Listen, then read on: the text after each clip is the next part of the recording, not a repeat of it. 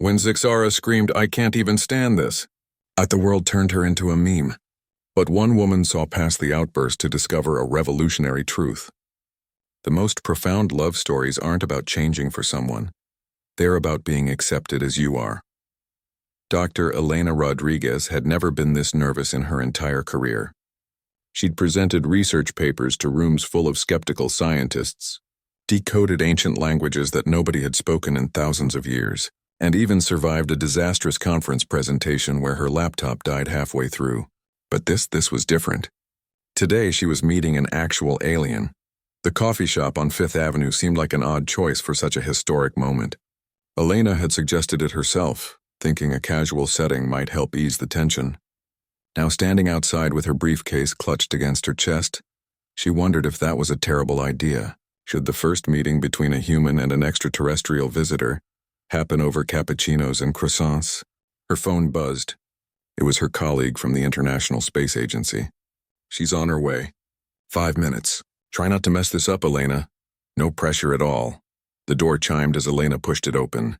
She'd arrived early, of course. She always did. She ordered a regular coffee, black, and sat at a corner table where she could see the entrance. Her leg bounced under the table. She forced it to stop. Professional. She needed to look professional. When Zixara walked through that door, every single person in the coffee shop turned to stare. How could they not? She stood almost 7 feet tall, with silvery skin that seemed to shimmer under the fluorescent lights. Her eyes were larger than human eyes, a deep violet color that seemed to shift in the light. She wore what looked like a simple gray suit, probably something the agency had given her to help her blend in. It wasn't working. Elena stood up, maybe a bit too quickly. Her chair scraped against the floor with an embarrassing screech. She walked over, hand extended, smiling in what she hoped was a welcoming way. "Hello, I'm Dr. Elena Rodriguez. It's an honor to finally meet you." Zixara looked at Elena's outstretched hand like it was a live snake. Her large eyes went even wider. She took a step back and her translator device, a small silver disc attached to her collar, crackled to life with a series of concerned beeping sounds. "What is the purpose of this gesture?" Zixara's voice came through the translator, flat and mechanical but somehow still conveying confusion. "Are you challenging me to combat?" Elena's smile froze. She slowly lowered her hand. No, it's a handshake. It's how we greet people. It's friendly." "Friendly?" Zixara tilted her head at an angle that would have been impossible for a human neck. "On my world, unexpected physical contact between strangers is either a declaration of war or a mating proposal." "Which is this?" Elena felt her face growing hot. A few customers at nearby tables were definitely listening now. "Neither. It's how we say hello." "It's polite." Zixara seemed to consider this for a long moment. "Your species initiates combat positions as politeness. This explains much about human history." Elena couldn't help but laugh, though it came out a bit more nervous than she'd intended. "Okay, fair point. No handshake. How about we just sit down and talk?" They made their way to Elena's corner table. Zixara sat down with perfect posture, her hands folded on the table in front of her. Elena noticed that the alien woman's legs were incredibly muscular, even visible through the fabric of her pants. Of course they were. She came from a planet with 3 times Earth's gravity. "Would you like some coffee?" Elena offered, gesturing to the menu on the table. "Or tea, or I'm not sure what you can drink, actually." "Water is acceptable," Zixara said. Her eyes swept across the coffee shop, taking in every detail with an intensity that was almost uncomfortable to watch. Elena waved at the barista and ordered a water. Then she sat back down, trying to figure out how to start this conversation. Small talk seemed ridiculous. "How's the weather on your planet? Enjoy your trip through space?" "So," Elena began, pulling out a tablet from her briefcase, "I've been assigned to help you understand human culture. The agency thought it would be good to have someone explain our customs, our social norms, that sort of thing." "Explain love," Zixara said abruptly. Elena blinked. "What?" "Love. This concept appears frequently in human communications. Your movies, your books, your music, everything is love." "Explain it." Elena set down her tablet.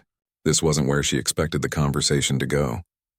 That's actually a really complicated question. Love means different things to different people. But there are actions associated with it, yes?" Zixara leaned forward slightly. "Physical actions. I have observed humans engaging in frequent physical contact, holding hands, embracing, pressing mouths together. These are expressions of love. Well, yes, romantic love involves physical affection, but there's also love between family members, love between friends. Those might involve hugs or more physical contact. Zixara interrupted. Her translator made a sound that might have been a sigh. Your species is very touchy. Elena couldn't argue with that. I guess we are. Physical touch is important to humans. It's how we feel connected to each other. How do people on your planet show affection? Zixara's expression shifted slightly. It took Elena a moment to realize the alien was trying to smile. It looked more like a grimace. On Kelvar, love is demonstrated through intellectual exchange. If I care for someone, I present them with a difficult mathematical problem. The more complex the problem, the deeper my affection. When two Kelvari decide to bond permanently, they solve an equation together. This proves compatibility of mind. Elena tried to imagine proposing to someone with a math problem. That's actually kind of beautiful. In its own way. It is logical, Zixara corrected. Physical contact is reserved for family units or for reproduction. Touching strangers is considered deeply inappropriate. Yet here in your coffee establishment, I have watched 3 separate pairs of humans hold hands. One couple pressed their mouths together for nearly 30 seconds. No one else seemed disturbed by this display. That's because it's normal here, Elena explained. Public displays of affection are pretty common. People hold hands, they hug, they kiss. It's how they show they care about each other. Zixara was quiet for a moment. The barista brought over the water, setting it down carefully and trying very hard not to stare at the alien customer. When he left, Zixara spoke again, and her voice through the translator sounded different somehow. Softer, maybe. On my planet, I was considered deficient, she said. I struggle to create elegant mathematical proofs. My equations are functional but not beautiful. I cannot express affection the way my people do. When your agency offered this exchange program, I volunteered immediately. I thought perhaps among humans with your different ways I might finally understand what I am missing. Elena felt something shift in her chest. This wasn't just a cultural exchange mission. This was personal. Zixara hadn't just come to Earth as an ambassador. She'd come looking for answers, I think, Elena said carefully, that we're going to learn a lot from each other. Zixara picked up her glass of water, studying it like it held secrets. Perhaps, but I must warn you, Dr. Rodriguez. If your methods of showing affection involve touching me unexpectedly, we will have difficulties. Elena smiled. A real smile this time. Deal. No unexpected touching. I promise. Good. Zixara set down the glass. Now explain this hugging concept. It appears to involve restricting someone's movement with your arms. This does not seem affectionate. This seems like a hostage situation. Elena laughed, and for the first time since walking into that coffee shop, she felt like maybe this assignment was going to work out after all. 2 weeks later, Elena found herself standing backstage at a television studio, wondering how her life had gone so spectacularly off the rails. Zixara stood next to her, looking at the bright lights and cameras with the same analytical intensity she applied to everything. Explain again why we are here, Zixara said. Elena rubbed her temples. She'd tried to stop this. She really had. The government thinks it would be good for public relations if you appeared on a dating show. They want to show that humans and aliens can connect. By participating in a mating ritual selection program, it's not actually, Elena stopped. You know what? Yeah, basically. The show was called Love Across the Stars, and it had been put together in record time once word got out about Earth's alien visitor. The premise was simple.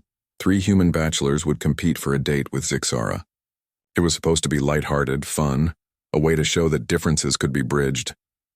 Elena thought it was a disaster waiting to happen.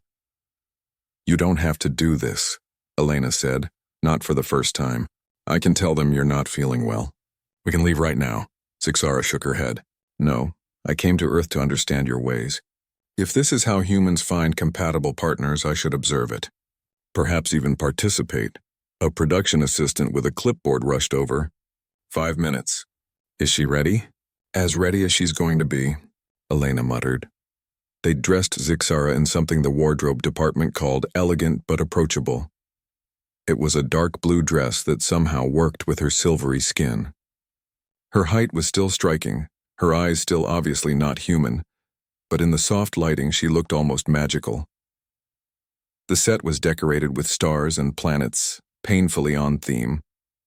3 chairs sat on one side of a barrier, where the 3 bachelors waited. On the other side was a single chair for Zixara. The concept was simple. She'd ask them questions, they'd answer, and then she'd choose one for a date. Elena took her seat in the audience, in a spot where Zixara could see her if things went wrong. The host, a man with 2 white teeth and too much enthusiasm, bounded onto the stage. Ladies and gentlemen, tonight we make history. For the first time ever, a visitor from another world will experience the magic of human romance. Please welcome Zixara. The audience applauded. Zixara walked onto the stage with careful, measured steps. She sat down in her chair, her back perfectly straight, looking like she was about to take an exam rather than meet potential dates. Zixara, are you excited? The host asked, shoving a microphone in her direction. I am experiencing elevated levels of stress hormones, Zixara replied through her translator. If this is excitement, then yes, the audience laughed. The host looked pleased, like this was going well. Elena felt her stomach tighten. Let's meet our bachelors. Bachelor number 1 is David, a florist from Portland. A man in his 30s stepped forward holding a bouquet of roses. He had kind eyes and a nervous smile. Hi, Zixara. I brought you these flowers. Red roses are a traditional symbol of love on Earth. He offered the bouquet through the barrier. Zixara took it, held it up to her face, and sniffed. Then she pulled out a single petal and examined it closely. Interesting, she said. The molecular structure suggests these were grown with synthetic fertilizers. The red pigmentation comes from anthocyanin compounds. The scent molecules are primarily geraniol and citronellal. What is the purpose of giving me dying plant reproductive organs? David's smile faltered. They're pretty. They are experiencing cellular death. You have given me evidence of mortality. Zixara set the bouquet down. This is a strange courtship gift. The audience's laughter was less certain now. Elena closed her eyes. She'd tried to warn them. Bachelor number 2, the host announced, his enthusiasm slightly strained. This is Tyler, a poet from Austin. A younger man stepped forward holding a piece of paper. He was wearing a black turtleneck and looked very serious about his art. Zixara, I wrote this poem for you. He cleared his throat and began to read. Your eyes hold galaxies, your skin reflects the cosmos, you are the universe made flesh, and I would travel light years to touch your soul. He looked up, clearly expecting a reaction. Zixara tilted her head. This is a declaration of territorial conquest, she said. You wish to travel great distances to claim ownership of my internal consciousness. On my world, this would be considered an act of war. No, it's romantic, Tyler insisted. It's poetry. It's expressing deep feeling. You have expressed a desire to invade my personal boundaries and possess my essential being, Zixara countered. Your translator is working correctly. Elena could see the host starting to sweat under the studio lights. Bachelor number 3, he practically shouted. Let's hear from Josh, a personal trainer from Miami. Josh was tall and muscular, with the kind of confidence that usually came from people who spend a lot of time at the gym. He walked right up to the barrier with a big smile. Look, I'm just going to be real with you, he said. All these guys are trying too hard. I'm a simple guy. How about we skip all this and just hold hands? Sometimes the best connection is physical, you know? He reached through the barrier, hand extended toward Zixara. That's when things went spectacularly wrong. Zixara reacted like he'd pulled a weapon. She shot out of her chair with incredible speed, her powerful legs propelling her backward. She landed in a defensive crouch that looked like something from a martial arts movie, and her translator device made a sound like an alarm. Unacceptable, her voice boomed through the studio. You attempt unauthorized physical contact. This is assault! Whoa. Josh pulled his hand back. I was just trying to... You call this love? Zixara's voice rose even higher. The translator was struggling to keep up with her rapid speech. You present me with dying plants, threaten to invade my consciousness, and attempt to grab my person without consent. I can't even stand. I cannot tolerate standing in proximity to these behaviors. The audience was completely silent now. The host looked like he wanted to disappear into the floor. The 3 bachelors looked confused, offended, and slightly scared. Elena stood up and made her way to the stage. A security guard tried to stop her, but she pushed past him. Zixara, it's okay. Let's go. But Zixara wasn't done. She turned to face the audience, all 7 feet of her radiating indignation. Is this truly how your species forms bonds? Through material goods, possessive language, and uninvited touching? How have you survived as a civilization? Cut to commercial. Someone yelled from behind the cameras. Elena reached Zixara and gently, without touching her, guided her off the stage. They made it to the dressing room before either of them spoke. That was... Elena started. A disaster, Zixara finished. She sat down heavily in a chair. I failed to understand. I failed to connect. I have proven that I am deficient even among aliens. Elena sat down across from her. No, those guys were just not the right fit. And honestly, your reactions were completely valid. Nobody should grab your hand without permission. That's true for humans too. Zixara looked up, her violet eyes meeting Elena's. Truly, consent matters here too. Those guys just didn't get it.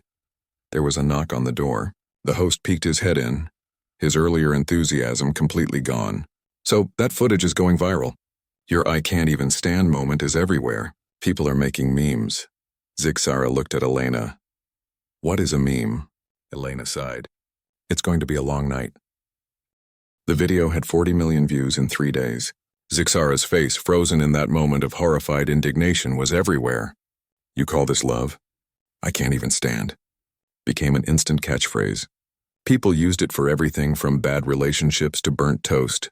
There were remix videos, dance challenges, and even merchandise. Zixara hated all of it. Elena found her standing on the balcony of her apartment looking out over the city. It had been a week since the dating show disaster, and the alien woman had barely left the agency headquarters.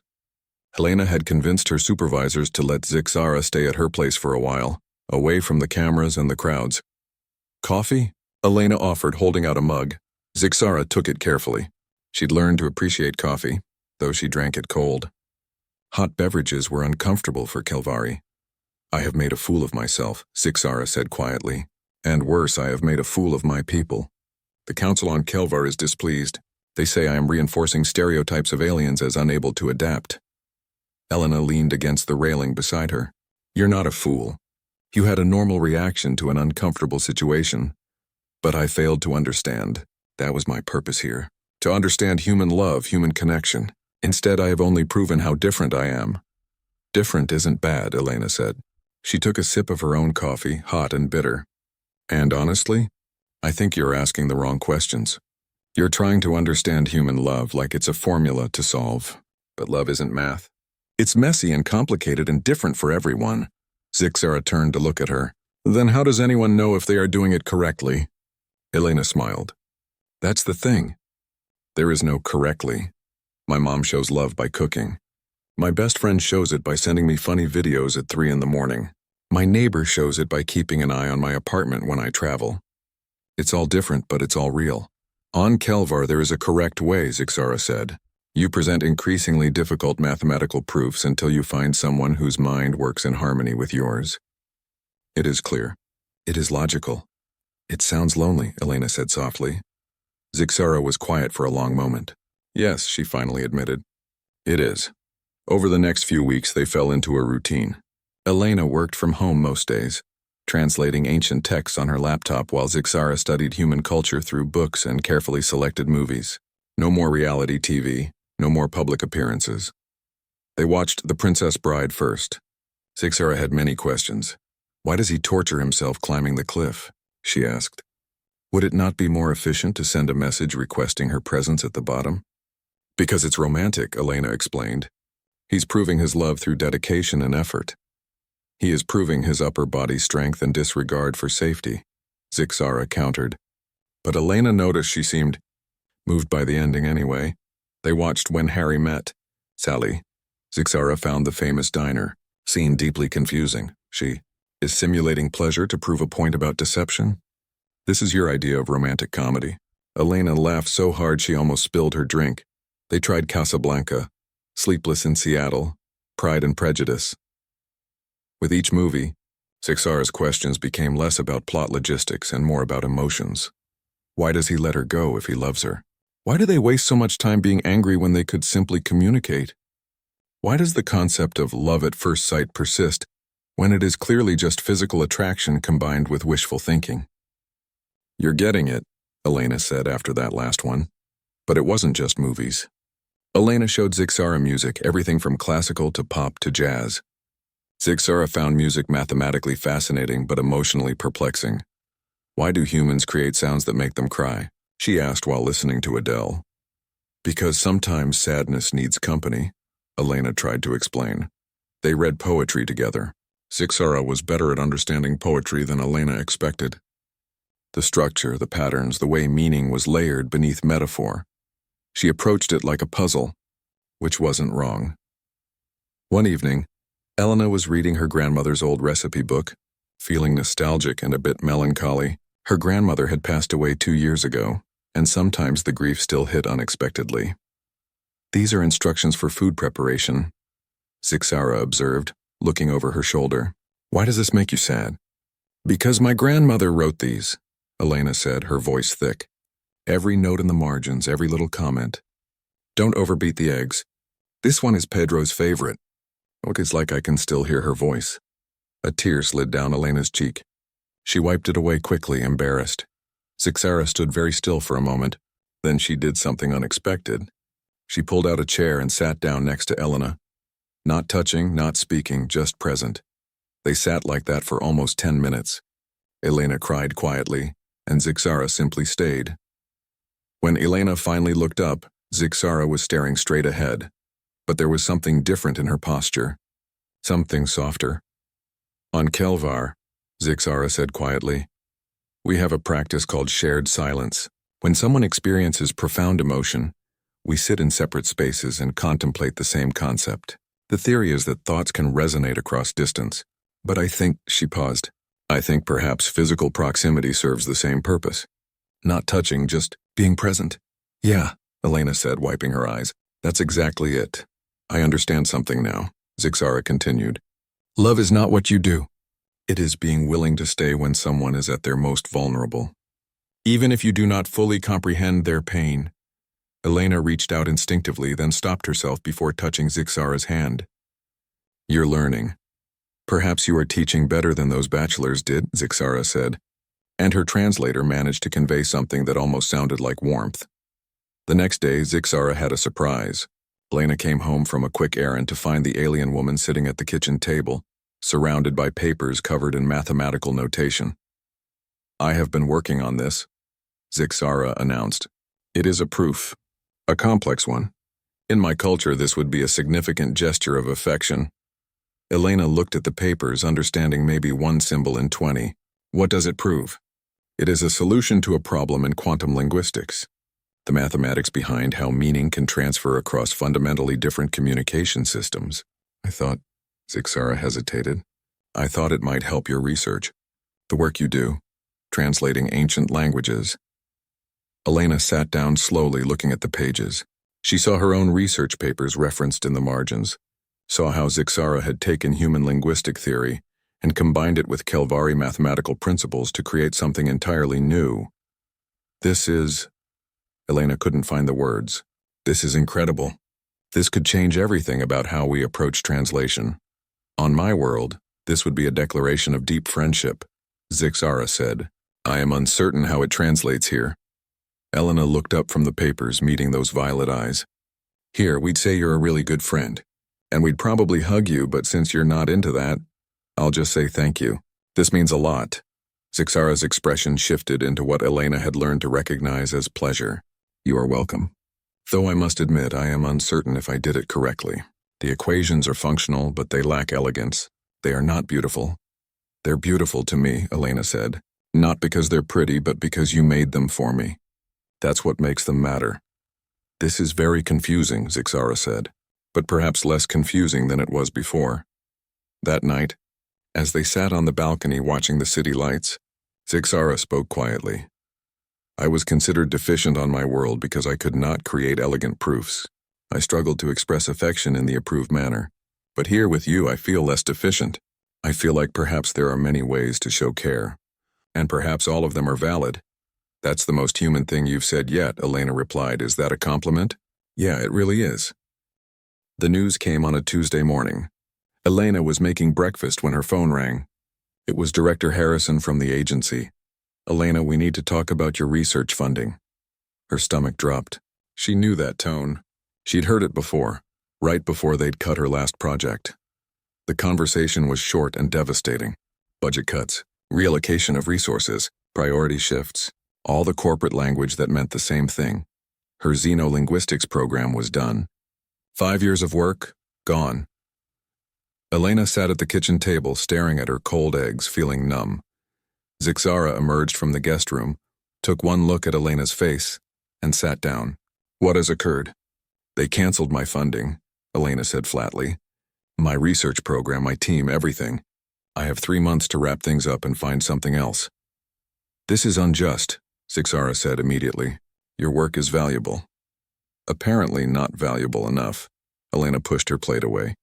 I don't even know what I'll do. Xenolinguistics isn't exactly a field with lots of openings.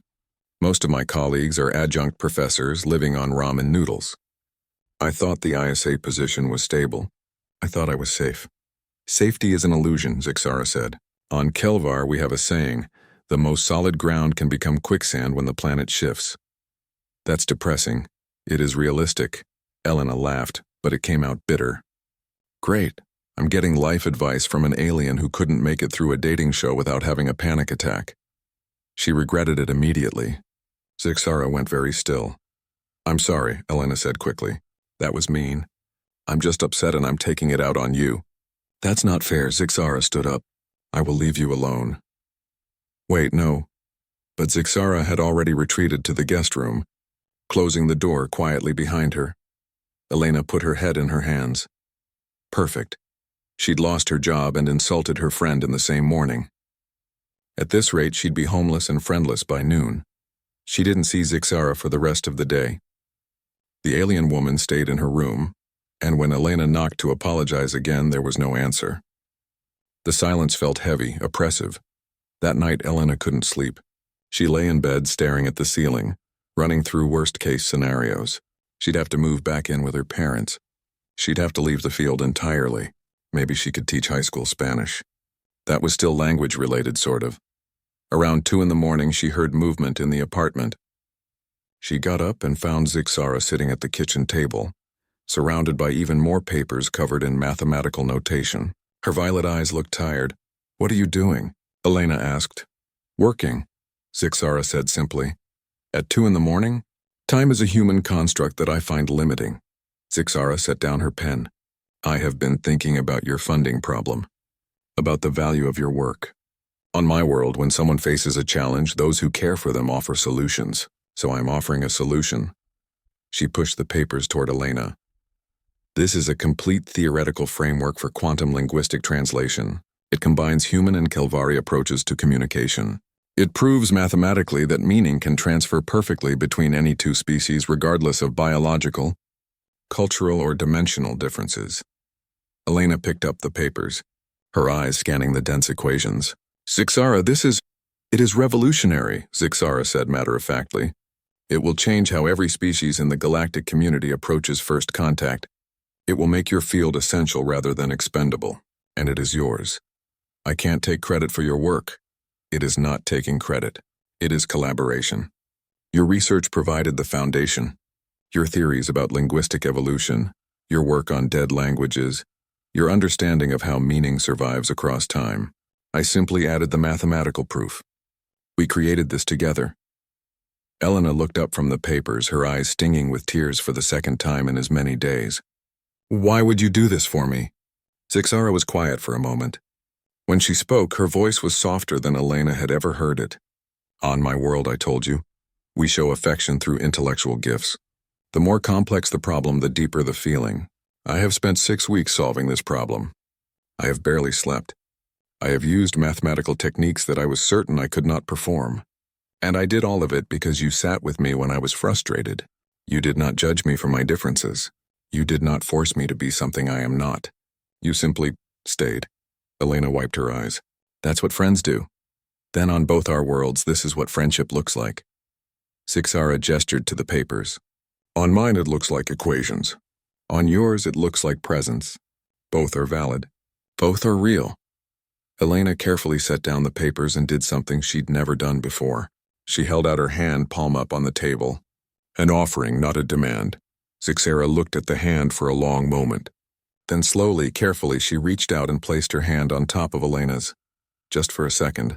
Then she pulled back. That was...